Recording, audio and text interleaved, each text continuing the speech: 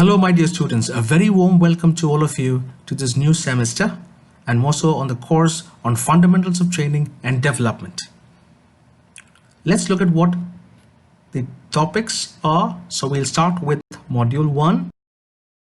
And the module 1 would cover the following: the definition, need for training, importance of training, objectives of training, concepts of education, training and development, methods of training, learning and development manager skills and competencies. And with that, let's start our journey into this course of training and development. Let's try and understand what training is all about. Training means giving new or present employees the skills they need to perform their jobs. In any case, training is a hallmark of good management. Having high potential employees doesn't guarantee they'll succeed. Instead, they must know what and how the organization wants them to do. And therefore, training and development is any attempt to improve current or future employee performance by increasing an employee's ability to perform through learning, usually by changing the employee's attitude or increasing his or her skills and knowledge. Therefore, the need for training and development is determined by the employee's performance deficiency. As put forward by Edwin, training is the act of increasing the knowledge and skills of an employee for doing a particular job. Dale went a step further and said training is the organized procedure by which people learn knowledge and skill for a definite purpose. So let's look at how training enhances knowledge, enhances skills, because that's what it does. It bridges the gap between job needs and employee skills, knowledge and behavior. It focuses attention on the current job. It is job specific.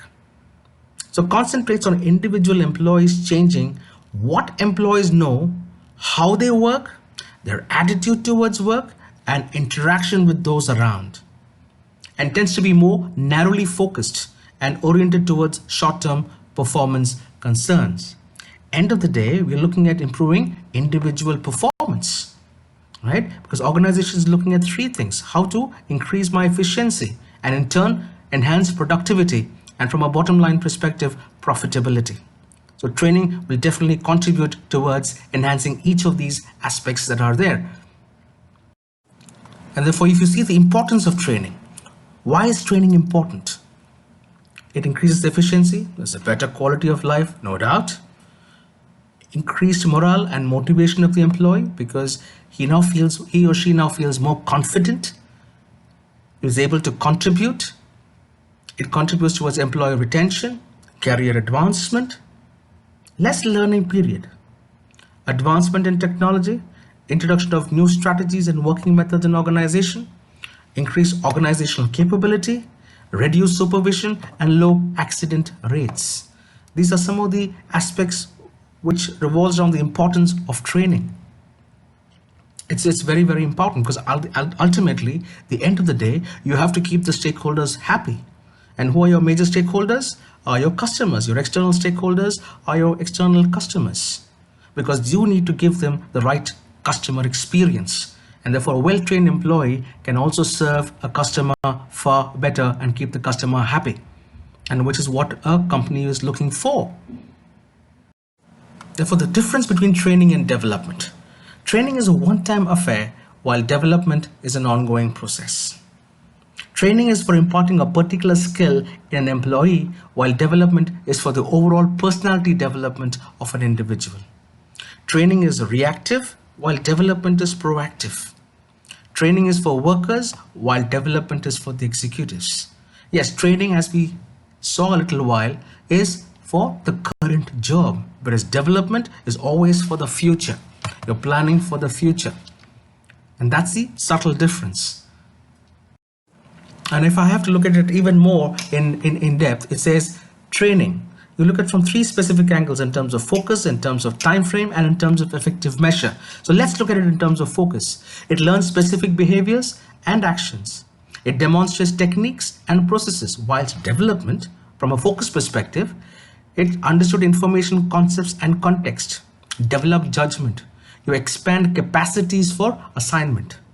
Because from a developmental point of view, you're not only looking at capacity, you're also looking to build the ability and capability of individuals. Time frame. Training is shorter, development is on a long-term basis because it has a more futuristic perspectives involved. And from an effective measure point of view, training has, yes, performance appraisals, cost benefit analysis being looked at, passing tests or certification. When I talk about these, it means the measure in terms of how it has actually benefited, not just the individual, but also from an organizational point of view. If I look at development as an effective measure, qualified people available when needed, promotion from within possible, HR-based competitive advantage, because at the end of all, an organization wants to have the sustained competitive advantage. So it has to have a very effective, not only just training, but also a more development-focused perspective involved. Therefore, development is broader in scope and focuses on individuals gaining new capabilities useful for both present and future jobs. So going further, training is meant for operatives, focus on current jobs, goal is to fulfill current skill deficit, it is initiated by the management, relates to specific job-related information, and the time frame is short. On the development side, meant for executives, it focuses on future jobs, prepare for future work demands, it is initiated by individuals, relates to general and overall knowledge, and the time frame is long. This is just a reinforcement of what we just saw earlier, because when you looked at training, it was very current focused. Development is more future. Whereas in development, why do we say it is initiated by individuals? It's a very important thing because they seem to be seen an initiative to be taken by the individuals for them to improve, to develop, and take them to the next level. That's part of the growth perspective. So development is part of that as well. So it has to be initiated by individuals. There's got to be commitment towards development from the individuals. That's very, very important. Therefore, if I look at training and education, we saw training and development, but going further, training and education. You see, training is about answers about how to do it, but education is about questions about why to do it. And that was put through by Ben Ponder. So if you look at training, it's application driven, it has job experience perspective there, specific tasks, and it has a very narrow perspective. But education is slightly open-ended. It has a very theoretical orientation. You get to understand the conceptual perspectives involved. It has a very classroom learning, general concepts, and a very broad perspective through. As you can see, training is very narrow, but education has a much broader perspective involved. That's the subtle difference where training and education comes into play. So if I were to put all of these three things together in terms of training, development, and education, as you can see, training is application oriented, development is an overall development oriented, education or teaching is very theoretical oriented. Whilst training is a short-term process, development is continuous. Why do we say it is continuous? Because today you have the concept of continuous improvement. So when you have talking of continuous improvement, people within organizations have to continuously upskill themselves. So it is continuous. It is a never-ending process. Education, long-term process. It's related to the present job. Training is related to the present job. Development, not related to any specific job. As you can see, education is directed towards the future of an individual. Training efforts can be monitored and assessed. Development, well, it's difficult to monitor how individual is using the acquired knowledge. Same is the case in terms of even education and teaching. In training, related to technical skills and learning. In development is all about related to attitudinal and behavioral development. In education, it's related to ideology, social, cultural values. In terms of training, individuals come together and disperse after training is given. Whereas if you see in development, further contact may or may not be maintained. But in education and teaching, its sustained interaction over a long period of time is possible. So you can see when all the three are put together, what is the difference between training, development, and education? And you can, in this itself, try and relate how training is important from a current perspective, how development is important from a future perspective, and what's the contribution of education, because education could also form a part of development too. So difference between training, development, and education, again, to reinforce from a headcount, from a training, development, and education scenario, headcount is more focused. It has the benchmarks which are there. There is a specific time span, the duration, and measures, right? We're talking from a pure pure headcount scenario. But training, I'm looking at skill, behavioral, short to medium, continuous, bottom line. Development is a process. There's a readiness that is quite involved. It's medium to long. There are specific milestones which are there and dwells on competencies. And from an education point of view, it's conceptual, trying to build more capacities, it's more long-term, it's fixed, and has a certain professional perspective into it. So if I look at this specific equation as given by Dr. Leonard Nadler, it says training plus education is equal to development. So what are the reasons why training is there?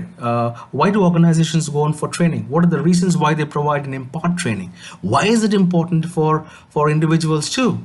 One, from a turnover perspective. Yes, because if people are not well trained and not able to contribute, then it might affect their performance and it might cause their exit. The other side could also, the other element could also happen, that they could be frustrated, they could be demotivated, so people could leave and move the organization. So the attrition levels could be more. So what training does is to try and look in terms from a retention point of view.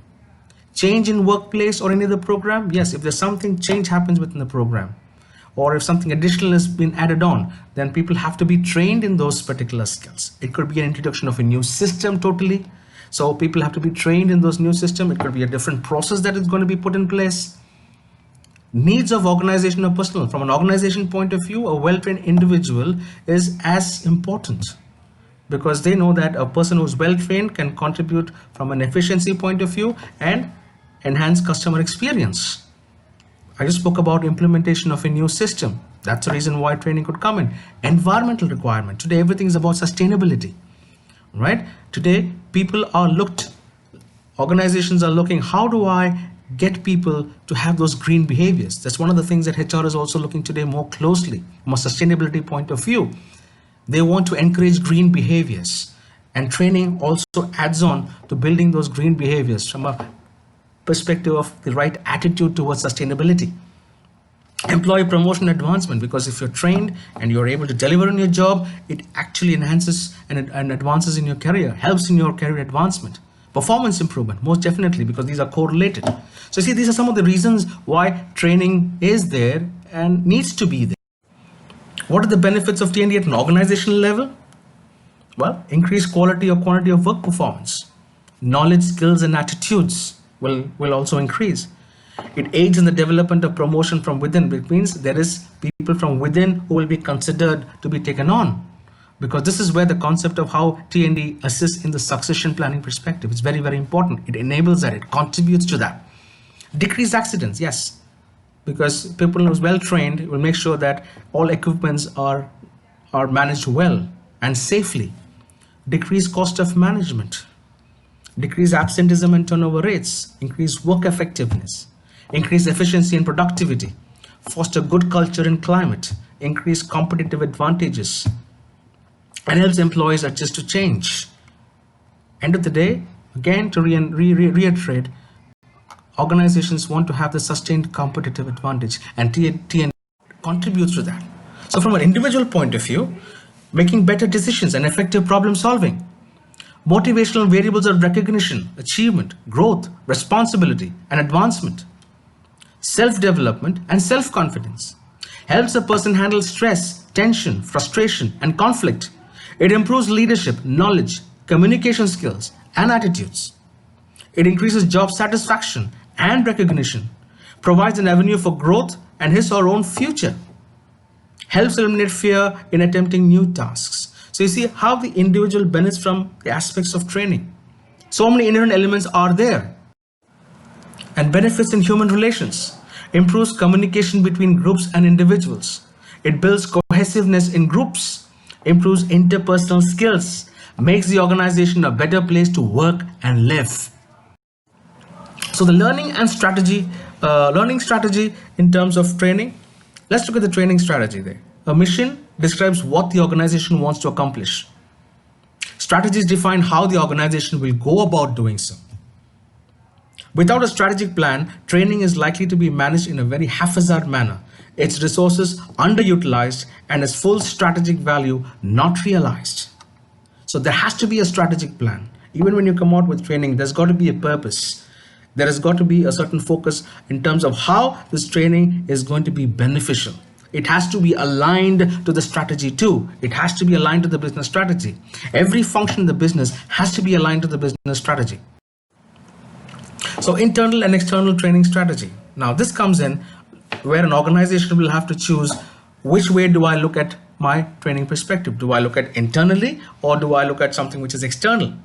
Because the success of a competitive strategy is contingent of the demands of external environment and factors internal to the organization. So strategy is a process of making internal adjustments to accommodate the demands of the external environment. Therefore, training strategy needs to be both externally and internally focused. External training strategy is concerned with the factors such as what products or services market demands and what competitors are doing. So it has a very external focus. Internal training strategy addresses issues such as organizational culture, design, division of labor, innovation, etc. For proactive and reactive training strategies too come into play. So a proactive training strategy requires a more formalized process involving sophisticated analytical and decision-making tools. Now it is proactive because it is a deliberate process to determine how the organization should respond to the anticipated training needs. Whilst reactive training evolves in reaction to short-term training needs. So in a reactive training, less formal analysis and planning occur and more attention is focused on the immediate future. So let's look at what the factors in the selection of a training strategy are. Now factors external to the organization, we look at external training providers, the laws and regulations that quite revolve around that, what training technology is there in place, what are the technological interventions which are there, and obviously the economic conditions that go with that.